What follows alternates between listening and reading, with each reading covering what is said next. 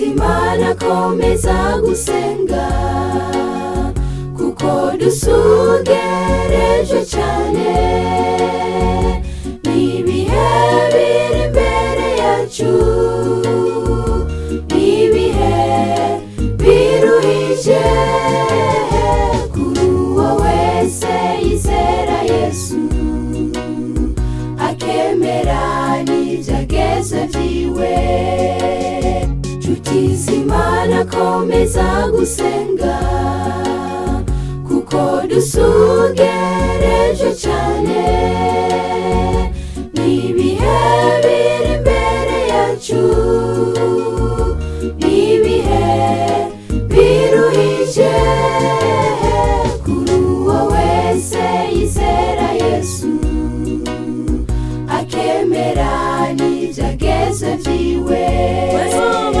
Bazobatanga ngo muzigirize kandi muzanywa n'amahanga yose, bamwe batabwe mu mabohera bandi bicurwa agashinyaguro, ariko uwihangana wese ashize kwihereza azokira.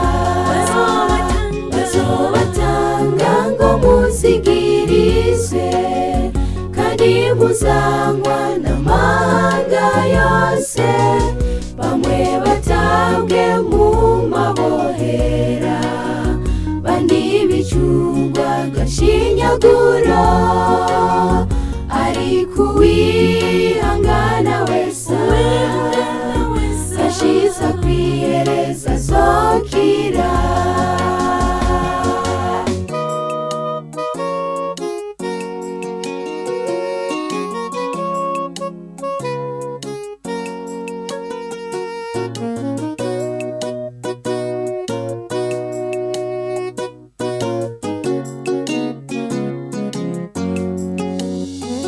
Ibimenyetso Yesu yavuze byerekana ukugaruka kwiwe, byose biribonekeza, namwe nivyo mwibonera.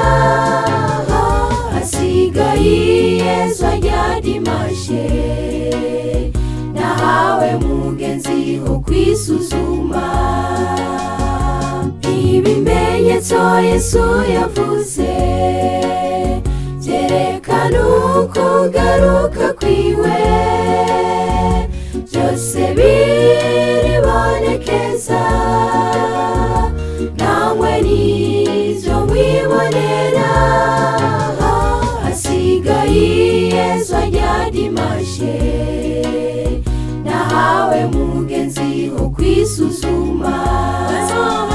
Bazobatanga ngo muzigirize kandi muzanywa n'amahanga yose, bamwe batabwe mu mabohera bandi bicurwa agashinyaguro, ariko uwihangana wese ashize kwihereza azokira.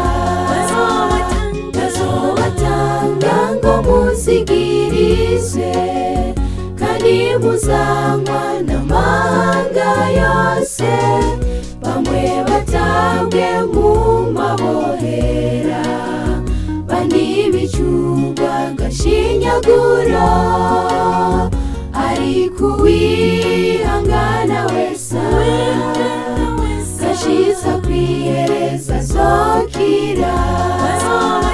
Bazobatanga ngo muzigirize kandi muzanywa n'amahanga yose, bamwe batabwe mu mabohera bandi bicurwa agashinyaguro, ariko